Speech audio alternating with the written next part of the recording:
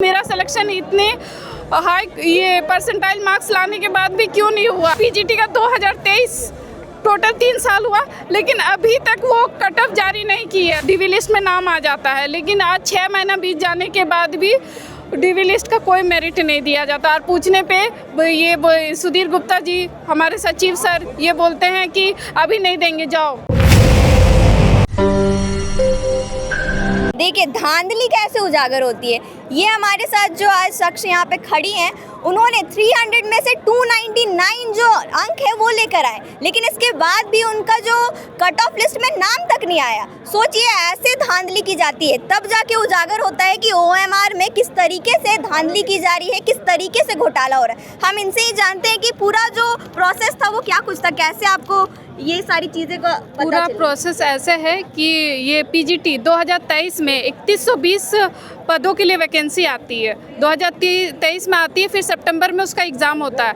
जैसे विनोद बिहारी महतो दिए हैं पढ़ो और लड़ो का नारा, तो मैं 23 तक पढ़ी, फिर मैंने बहुत अच्छे अंक भी लाए। मैंने नॉर्मलाइजेशन मार्क 299.1.75 लाया। उसके बाद 2024 में वो रिज़ल्ट देती है, उसमें मेरा सिलेक्शन नहीं होता है। उसके बाद मैं इंतज़ार करते रहती हूँ। कट ऑफ लिस्ट में नाम आता है आपका? नहीं, वो कट ऑफ जारी नहीं की है अभी तक सरकार। अभी तक हम लोग अंधेरे में है कि हमारा सिलेक्शन क्यों नहीं हुआ। ये मैं पूछती हूँ हमेशा, आप खुद से भी पूछती हूँ और समाज भी मुझसे पूछता है कि मेरा सिलेक्शन क्यों नहीं हुआ, और मैं इसका जवाब किसी को भी नहीं दे पाती हूँ। और ये जाके जेएसएससी से पूछती है तो वो भी हमें जवाब नहीं देते। उनके तरफ से एक ही जवाब आता है, हाई कोर्ट जाइए, हम लोग कुछ नहीं बता सकते हैं। तो मैं ये पूछना चाहूँगी कि हम लोग कब तक ये ऑफिस मैं दर भटकती रहूँगी। तो आप अपना पहले परिचय बता दीजिए, आपका नाम? मेरा नाम मंजू महतो हुआ। अब आप बोल रही हैं कि ऐसे ही जो मामले हैं वो सामने आ रहे हैं, तो आपके हिसाब से इसका रिफॉर्मेंट कैसे हो सकता है? इसका रिफॉर्मेंट जैसे होता है, उत्पाद सिपाही का डीवी लिस्ट जैसे ही जारी करती है उसी टाइम कट ऑफ बता देती है कि कितने लोगों का सिलेक्शन कितने नंबर पे हुआ और कितने से हाईएस्ट नंबर पे लोगों को सिलेक्शन लिया गया। लेकिन पीजीटी का 2023 टोटल 3 साल हुआ, लेकिन अभी तक वो कट ऑफ जारी नहीं की है। तो मैं ये पूछना चाहूँगी सरकार से कि 2 वैकेंसियों के बीच में इतनी अनियमितता, मतलब डिफरेंस क्यों? मतलब कितने साल से आप प्रिपरेशन कर रही थी इसको? मैं तो 4 साल से प्रिपरेशन कर रही हूँ। 4 साल से आप प्रिपेयर कर रही हैं? Yes, और फाइनली कौन से अटेम्प्ट में आपका इतना मार्क्स आया था? मेरा तो 23 में फर्स्ट ही अटेम्प्ट में आ गया था। इसके बाद मैं